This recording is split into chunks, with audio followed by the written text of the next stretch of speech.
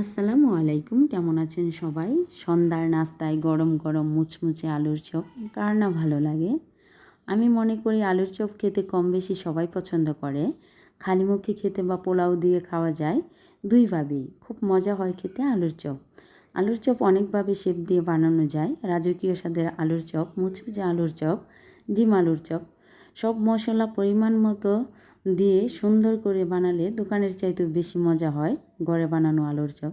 যেহেতু ঘরের কাজগুলো, কোনো নাস্তাগুলো খুব যত্নের সাথে করা হয়।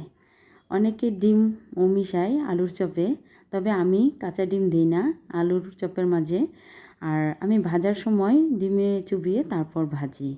ডিম মেখে ভাজলে আলুর চপটা খোলার চান্স থাকে না। আর যাই হোক, সবচেয়ে বড় কথা, নিজের হাতের যে কোনো খাবারই অন্যরকম মজা হয়। নিজের কাছেও ভালো লাগে নিজে খেতে বা পরিবারের সবাইকে খাওয়াতে পারলে।